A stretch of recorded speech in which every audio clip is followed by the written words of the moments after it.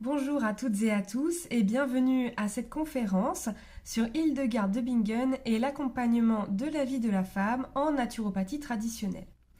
Je m'appelle Barbara Herbart, je suis française, je suis naturopathe et historienne médiéviste. J'ai fondé l'Institut de naturopathie médiévale, un institut qui mène des recherches historiques dans les archives, les manuscrits, les travaux universitaires sur les plantes et les soins traditionnels au Moyen Âge.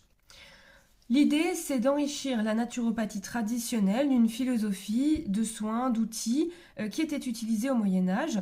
Alors, pourquoi s'intéresser à cette période du Moyen Âge? Eh bien, il y a de nombreuses similitudes entre les médecines traditionnelles telles qu'on les connaît aujourd'hui dans d'autres pays, comme l'Ayurveda ou là encore la médecine chinoise. Eh bien, l'idée là, c'est vraiment de faire un voyage dans le temps au XIIe siècle et d'avoir le Moyen-Âge en miroir à la naturopathie aujourd'hui et voir en quoi les anciens, les écrits des anciens peuvent servir nos intérêts en naturopathie aujourd'hui, en tout cas nourrir notre pratique de bien-être aujourd'hui. Pourquoi s'intéresser à Hildegard de Bingen aujourd'hui en naturopathie? Alors d'abord, qui est Hildegard de Bingen? Hildegard de Bingen, c'est une abbesse bénédictine du XIIe siècle qui est une figure très connue en naturopathie, en Allemagne notamment. Donc c'est une abbesse bénédictine du XIIe siècle qui a vécu dans le Saint-Empire romain germanique et qui est issue de la très haute noblesse. Elle a rédigé 5 ouvrages, 3 ouvrages de théologie et 2 ouvrages de sciences naturelles. Dans ces 3 ouvrages de théologie, elle reprend notamment les visions divines qu'elle a pu recevoir, puisque Dieu lui parle et l'exhorte à dire et écrire ce qu'elle voit et ce qu'elle entend. Et donc, elle va écrire 3 ouvrages de théologie qui reprennent en majeure partie ces visions. Ces 2 ouvrages que l'on qualifie, nous, aujourd'hui, de sciences naturelles, sont les ouvrages qui nous intéressent aujourd'hui en naturopathie. Il y a donc Physica, ou le livre des subtilités et des créatures divines, qui est un inventaire de plantes, d'animaux, un inventaire de métaux, encore de pierres, et leurs usages, que ce soit pour l'homme ou pour les animaux. Et puis, il y a Les causes et les remèdes. Les causes et les remèdes est un ouvrage un peu plus complexe qui va aborder la cosmologie du monde, c'est-à-dire la place de l'homme dans le monde, la place de l'homme en tant que créature divine dans le monde naturel créé par Dieu. Et puis, elle va aborder un chapitre d'anthropologie qui va particulièrement nous intéresser aujourd'hui dans l'approche de la vie de la femme. Enfin, elle va aborder dans un dernier chapitre les remèdes pour se soigner. L'idée, c'est que Hildegard considère que l'homme est corps, âme, esprit, et tous ces ouvrages, que ce soit ceux de théologie ou ceux de sciences naturelles, ne concourent qu'à un seul dessein, qu'on appelle le dessein sotériologique, c'est-à-dire sauver son corps, sauver son âme, sauver son esprit. Donc il y a 3 ouvrages de théologie pour travailler sur son esprit, et puis les 2 ouvrages de sciences naturelles pour sauver son âme et sauver son corps. Pourquoi est-ce qu'Hildegard nous intéresse aujourd'hui en naturopathie de manière générale? D'abord parce qu'elle nous laisse un témoignage sur la vie, la conception de l'homme et puis les soins qu'on pouvait apporter à l'homme au XIIe siècle. Elle nous laisse ce témoignage précieux d'une époque où, donc le XIIe siècle, on réfléchit beaucoup à la place de l'homme au sein de la nature. Qu'est-ce que l'homme est dans la nature? Est-il un élément de la nature? Est-il un élément supérieur de la nature? Il y a une réflexion menée là-dessus à une époque finalement où l'homme est dépendant de la nature. Sans la nature, il n'y a pas de subsistance possible pour l'individu. Il n'est pas exploitant comme on peut le voir après l'ère industrielle à partir du 19e siècle. Ensuite, le Moyen-Âge, c'est une période où la chimie n'existe pas. Donc de fait, l'homme va privilégier la préservation de sa santé en travaillant sur notamment l'hygiène de vie et puis en mettant en place toutes sortes de stratégies sanitaires. Pour la parenthèse, on considère souvent que le Moyen-Âge est une période sombre, obscure ou austère. Alors en fait, il n'en est rien. Le Moyen-Âge a ses défauts comme toutes les époques, c'est certain. Mais l'hygiène était vraiment un sujet de préoccupation du quotidien. On faisait vraiment attention à son hygiène du corps, mais aussi à son hygiène de vie. Et donc en ça, ça va nous intéresser. Quelles techniques, quels outils ils utilisaient à une époque où la chimie n'existait pas, quelles stratégies ils avaient pu aborder, concevoir à une époque où la chimie n'existe pas. Enfin, le Moyen Âge nous intéresse pour l'approche philosophique ou théologique de l'homme, la place de l'homme dans le monde, la place de l'homme dans la nature. C'est vraiment une réflexion essentielle en naturopathie. On pourrait presque parler d'écologie avant l'heure, mais ça serait anachronique. Et puis pour les outils que ça peut nous apporter. Quels usages ils faisaient des plantes, à quel point ils avaient travaillé sur ces plantes, puisqu'on sait que la médecine, notamment monastique, s'était vraiment renforcée, avait vraiment renforcé la connaissance des plantes et de leurs usages. Au Moyen-Âge, une plante, c'est un fruit, un légume, une céréale, une épice ou une plante aromatique. C'est indéfini, en fait, c'est un végétal tout simplement, qui pouvait avoir plusieurs usages, alimentaires, soigner l'homme, soigner son âme, soigner les animaux, ou encore un usage textile, ou un usage utilitaire, fabrication d'objets, etc. Il y a de nombreuses similitudes entre la conception du soin et de l'homme au Moyen-Âge et la naturopathie. Et là, je vais revenir un peu sur les piliers. On retrouve ces similitudes dans l'œuvre d'Hildegard de Bingen, évidemment. D'abord, la conception holistique de l'individu. Pour Hildegard de Bingen, l'homme est corps, âme, esprit. Donc elle a vraiment une conception globale qui va même plus loin que la naturopathie avec l'esprit, c'est-à-dire peut-être aujourd'hui on pourrait parler de développement personnel ou d'alignement. Là, évidemment, pour Hildegard, c'est être en adéquation, en harmonie avec le divin. Le divin qui peut aussi être naturel, la nature est divine. On a la théorie des humeurs, l'humorisme, puisqu'au Moyen-Âge, la médecine repose sur la théorie des humeurs. On a l'hygiénisme, puisque l'hygiénisme, l'hygiène de vie, c'est l'hygiène du corps, c'est le fondement de la santé au Moyen-Âge. L'idée, c'est de ne pas tomber malade, puisqu'une fois qu'on est malade, c'est beaucoup plus difficile de s'en sortir. On va avoir aussi le vitalisme, avec cette force vitale. Hildegard de Bingen va parler de viriditas ou de vitalité, de viridité, pardon. Ça va un peu plus loin que la force vitale. Viriditas, c'est un néologisme qu'elle a inventé, qui veut dire, ça vient de vir aussi, la force, la verdeur, la vigueur. On parle donc de viridité. Et puis, on a le causalisme. Alors, le causalisme, chez nous, aujourd'hui en naturopathie, c'est la recherche de la cause.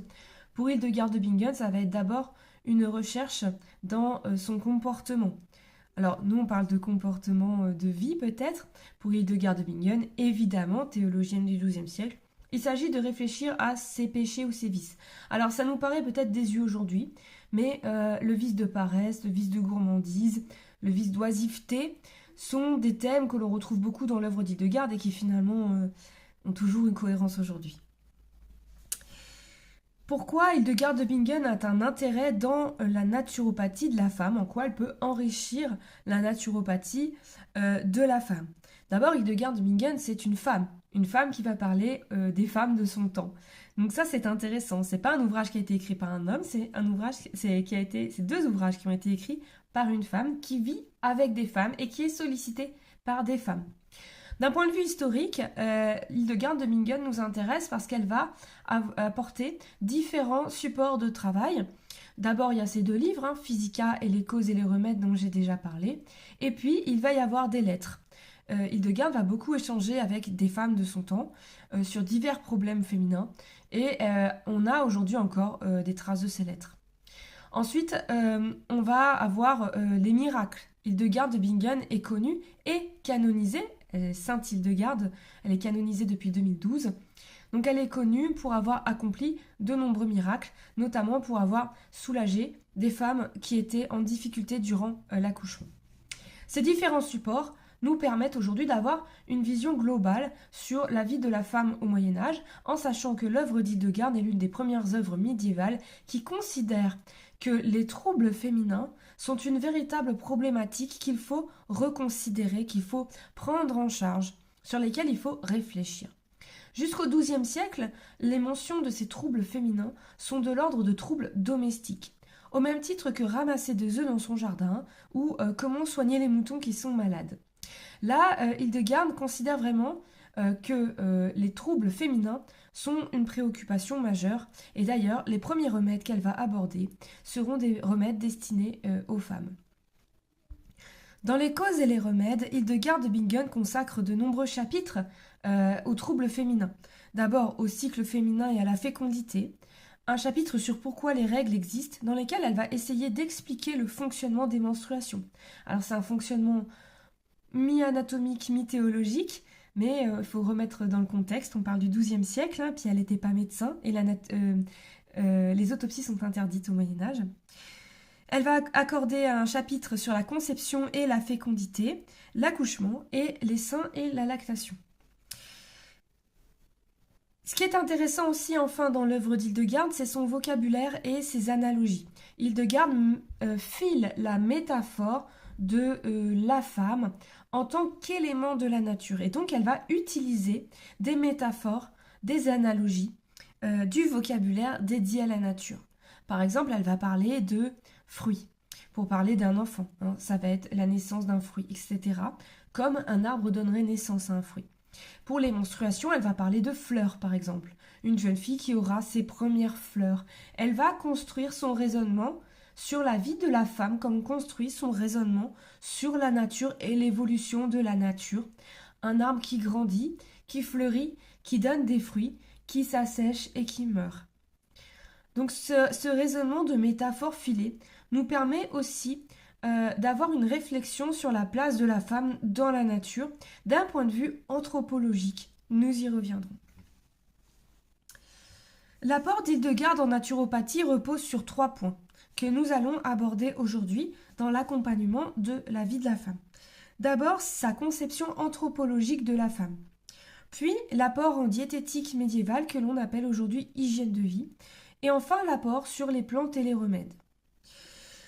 Pourquoi Hildegard de Bingen aborde les troubles féminins ou les considère-t-elle comme majeurs dans son œuvre? C'est déjà la première réflexion qu'il faut se poser.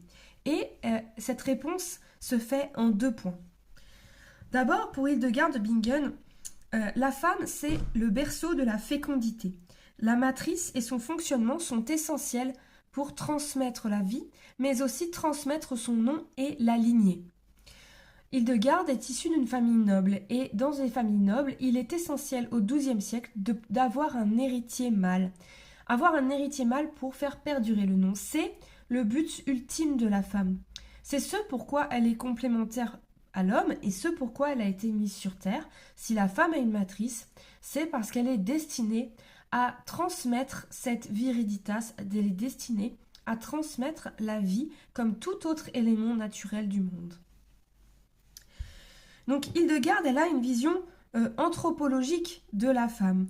La femme n'est pas qu'une simple créature, c'est une créature complémentaire à l'homme, non pas égale de l'homme, mais bien complémentaire à l'homme. Elle nous invite, elle nous propose une lecture qui resitue la femme dans le monde. C'est une lecture anthropologique qui, en naturopathie, nous invite à faire, au-delà des considérations individuelles et holistiques, à faire une réflexion sur la place de la femme dans la nature. Finalement, pourquoi nous ne sommes pas tous que des hommes? Pourquoi est-ce qu'il existe des femmes? Voilà. Et ça, c'est cette première approche anthropologique qui est particulièrement intéressante.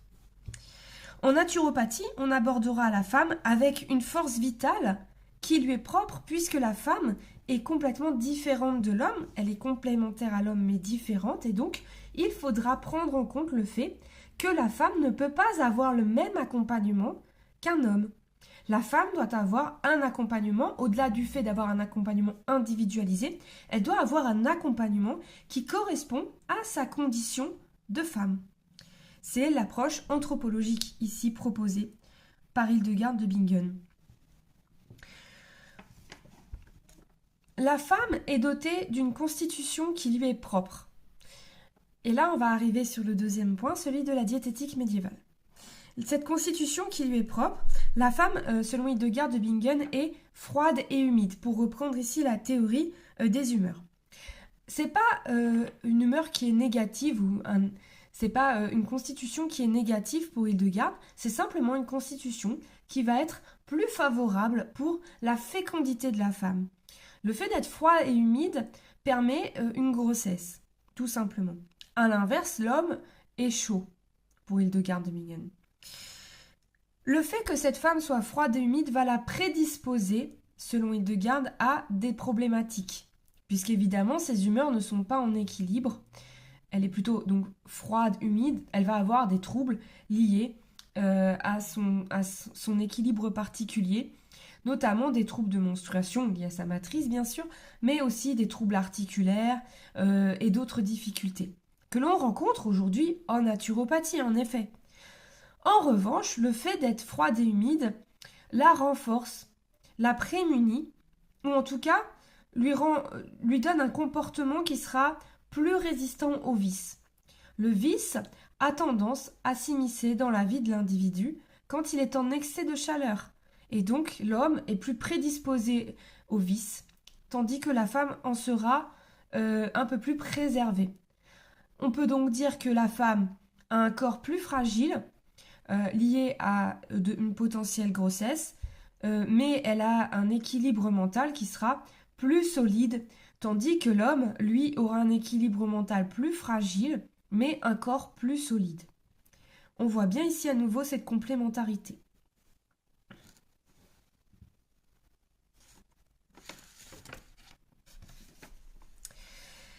La femme étant de constitution humide et froide, il faut dès lors qu'elle tende vers l'équilibre pour éviter ces troubles. Tendre vers l'équilibre de troubles qui peuvent être liés à sa constitution. Pour cela, nous allons revenir sur ce concept médiéval de la diététique médiévale.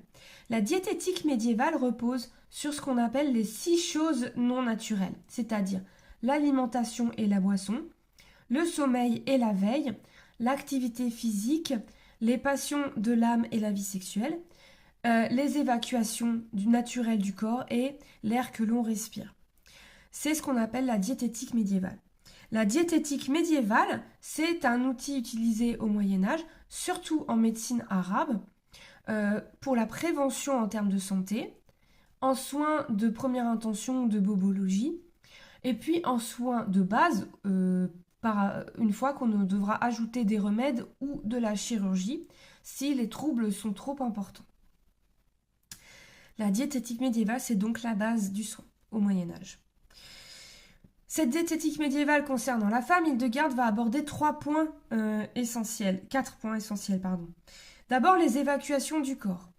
Pour Hildegard de Bingen, les troubles féminins, notamment les troubles articulaires et les troubles menstruels, sont très souvent liés à des troubles de la digestion. Et donc, elle enjoint les femmes à veiller à avoir un transit correct. Et d'ailleurs, la plupart des plantes qu'elle va recommander, que nous verrons à la fin de cette conférence, sont des plantes qui ont des propriétés sur les troubles digestifs. Donc selon elle, la digestion est le premier point à prendre en considération quand on a des troubles. Pour travailler sur cette digestion, et en même temps pour réchauffer, rééquilibrer les humeurs, elle va proposer d'aller vers une alimentation plutôt chaude et sèche. Cette alimentation se découpe en 2 points. Insister sur les aliments chauds et secs, tels que les épices notamment, cannelle, noix de muscade, girofle, etc. Mais aussi, sur le 2e point, sur les aliments qu'elle appelle les aliments de la joie, c'est-à-dire des aliments qui ouvrent le cœur, qui ouvrent l'âme, qui amènent de la joie dans le cœur. Ces aliments sont la châtaigne, le fenouil, l'épeautre notamment. Le grand épeautre non hybridé. Ces aliments permettent de rééquilibrer les humeurs, de travailler sur le transit. Donc c'est vraiment l'idéal, ça travaille sur tous les points. La base de la diététique médiévale, c'est l'alimentation de toute façon. Elle va recommander certaines boissons, comme du vin ou de la cervoise, selon les situations. En ce qui concerne le sommeil, alors ça c'est vraiment un sujet en naturopathie de la femme. Hildegard de Bingen a une approche tout à fait originale. Elle considère que la femme étant froide et humide, elle doit naturellement avoir plus de repos que l'homme. Or, aujourd'hui, on constate que les femmes sont souvent très fatiguées, épuisées, avec une charge mentale intense et des difficultés d'endormissement. Peut-être tout simplement, Hildegard de Bingen sur ce point nous ouvre-t-elle une réflexion intéressante. Et si la femme avait tout simplement besoin de plus de sommeil que l'homme, si la femme avait besoin de plus de repos que l'homme. Hildegard de Bingen nous dit que la femme doit éviter de faire trop d'activités pendant ses menstruations et doit veiller surtout à se reposer parce qu'elle est froide et humide et donc le repos lui évitera d'aller vers des problématiques ou d'accentuer certaines problématiques. Enfin, elle donne des conseils sur la vie sexuelle et les passions de l'âme. Les passions de l'âme, il faut entendre par là évidemment les émotions, mais aujourd'hui on pourrait aussi y inclure le stress. Ces conseils, pour elle, c'est la femme déjà, d'un point de vue sexuel, doit avoir une vie absolument harmonieuse. La femme doit avoir une vie harmonieuse, que ce soit d'ailleurs la vie sexuelle, mais aussi la vie générale, de manière générale. Elle doit avoir une vie sexuelle qui est autour du plaisir, puisqu'elle considère que concevoir un enfant avec du plaisir, eh bien, ça va favoriser un enfant en bonne santé. Donc, elle considère que le plaisir de la femme n'est pas du tout un péché, tant que c'est dans la vie conjugale, bien sûr, mais elle considère que le plaisir de la femme est vraiment quelque chose qu'il faut considérer d'un point de vue de la matrice, mais surtout d'un point de vue de la lignée. Elle considère également qu'une femme qui est en joie, c'est une femme qui sera moins malade, et puis c'est une femme qui va tendre vers l'équilibre des humeurs naturellement. Donc on voit bien ici que ces 4 conseils en hygiène de vie peuvent être tout à fait applicables aujourd'hui. Je rappelle qu'il s'agit toutefois de considérations médiévales, mais qu'est-ce qu'elles nous apprennent en naturopathie aujourd'hui ? La femme aujourd'hui que l'on rencontre, la femme contemporaine que l'on rencontre dans nos cabinets, c'est une femme qui va être stressée, une femme qui va avoir une charge mentale intense, qui va avoir soit des troubles articulaires, des maux de tête, des migraines, qui va avoir des troubles menstruels bien sûr, qui peut avoir des troubles de la peau. On va en naturopathie aborder ces troubles d'un point de vue hormonal, d'un point de vue émotionnel, d'un point de vue peut-être biologique, dans certains cas, selon la formation de chacun en naturopathie. La naturopathie médiévale nous invite déjà à reconsidérer tout simplement la femme dans son environnement, c'est-à-dire comment est-ce qu'elle dort, comment est-ce qu'elle mange, est-ce qu'elle prend le temps de manger ou est-ce qu'elle mange au lance-pierre, est-ce qu'elle se sent heureuse dans sa vie ou pas, est-ce qu'elle se sent soutenue dans sa vie ou pas. Pour Hildegard, la femme est complémentaire de l'homme, donc l'homme doit venir soutenir sa femme. Donc la naturopathie médiévale nous propose d'aborder la femme non pas sous un angle biologique, faite d'hormones, faite de déséquilibres hormonaux d'ailleurs, faite de nutriments. Elle nous propose plutôt d'observer la femme d'un point de vue anthropologique et d'adapter nos conseils en hygiène de vie d'un point de vue anthropologique. Hildegard de Bingen considère que la femme est un individu absolument essentiel de la vie. Elle valorise l'utérus, elle valorise la vie de la femme, elle valorise le plaisir féminin. Et ça, c'est vraiment tout à fait original en naturopathie, mais c'est peut-être ce qui est un peu omis dans nos consultations en naturopathie. On cherche souvent à rééquilibrer le trouble sans se demander si la femme se sent peut-être alignée avec elle-même, alignée avec le monde qui l'entoure, et si elle se sent bien en tant que femme. C'est vraiment sur cet aspect anthropologique que je souhaitais insister et apporter le concours d'Hildegard de Bingen dans l'accompagnement de la vie de la femme. Enfin, le dernier point, Hildegard de Bingen nous propose ici une base d'hygiène de vie de bon sens pour la femme, mais elle nous dit bien que ce bon sens peut aussi ne pas suffire. Et donc, les premiers remèdes qu'elle propose pour la vie de la femme sont des remèdes qui vont être tournés autour de la matrice féminine. En matière de troubles féminins, Hildegard de Bingen évoque notamment les troubles liés aux règles inexistantes, aux menstruations douloureuses, aux menstruations irrégulières, et puis tous les troubles liés à la grossesse, c'est-à-dire fertilité, grossesse, postpartum, allaitement. La ménopause, quant à elle, est abordée essentiellement sous l'angle du dérèglement d'humeur. Hildegard de Bingen parle d'assèchement de la matrice, et donc cet assèchement peut provoquer effectivement des troubles. Cependant, pour elle, ce sujet reste assez anecdotique, tout simplement parce que la femme âgée au Moyen-Âge ou la ménopause sont des sujets qui ne sont pas très bien vus, on va dire tout simplement. Hildegard de Bingen conseille toujours de vérifier dans un premier temps la digestion. Et d'ailleurs, la plupart des plantes, je l'ai dit tout à l'heure, qu'elle conseille, qu'elle recommande, sont des plantes qui vont travailler à la fois sur la matrice de la femme et les troubles de la digestion. Elle va conseiller notamment des plantes simples, comme, disons, la menthe, la sauge, évidemment, la sauge qui est une plante indispensable au Moyen-Âge. Hein. Qui a de la sauge dans son jardin n'a pas besoin de médecin.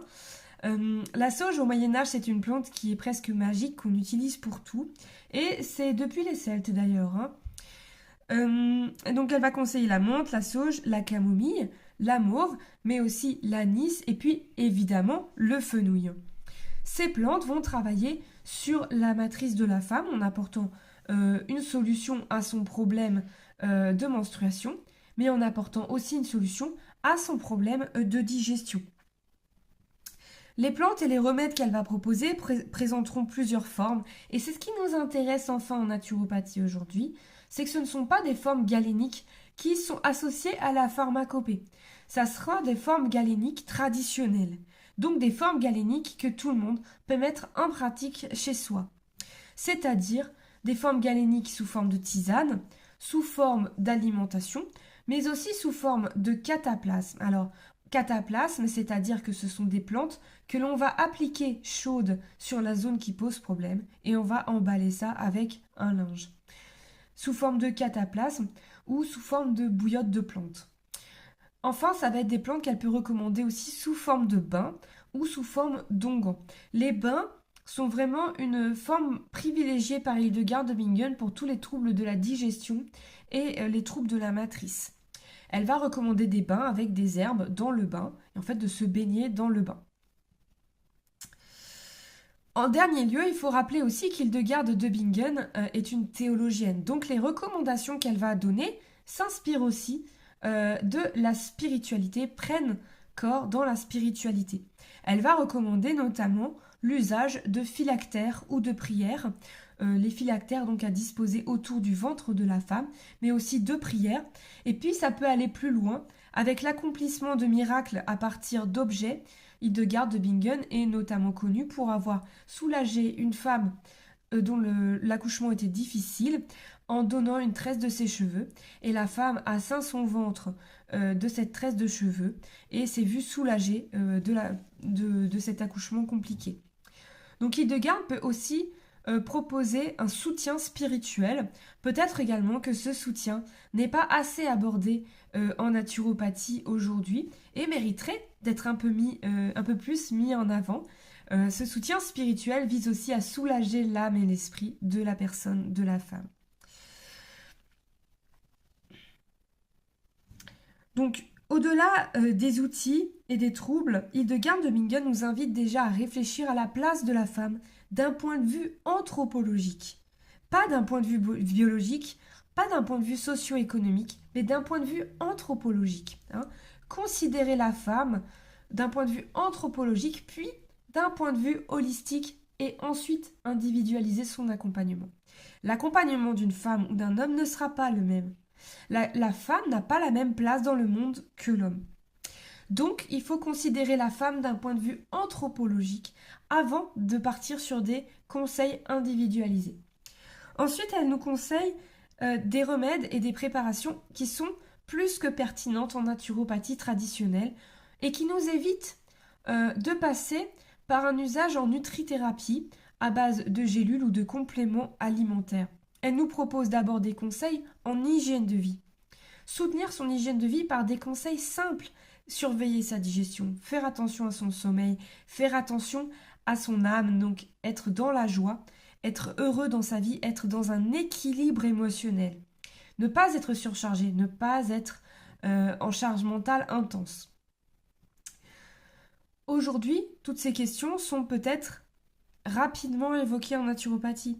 On a peut-être trop tendance à aller sur la biologie de la femme qu'on a en face de nous, avant de considérer qu'on a un individu en face de nous, une personne à part entière, et qu'il faut considérer dans son environnement. La naturopathie traditionnelle nous propose des remèdes simples qui sont issus en fait du jardin, tout simplement, qui sont issus du jardin. C'est une naturopathie de la joie, de l'assiette, du jardin, qui va passer par des bains dans un premier temps, par des tisanes, par de l'alimentation, par des bouillottes de plantes. Donc en fait, ça va être une naturopathie qui peut aussi ouvrir la porte à des outils vraiment très simples, mais aussi à l'accompagnement de terrains complexes. Combien de femmes aujourd'hui viennent nous voir en cabinet de naturopathie en présentant des problématiques complexes, des problématiques qui sont accompagnées médicalement, qui sont suivies médicalement par des traitements qui font que l'accompagnement en naturopathie devient vraiment difficile, sans mettre en danger la vie de la personne qu'on a entre nous, en face de nous, sans vouloir interférer avec ces traitements. Eh bien peut-être que le plus simple, c'est de partir sur une alimentation, une tisane ou des bains, tout simplement. Et Hildegard de Bingen nous propose une solution sur ces sujets.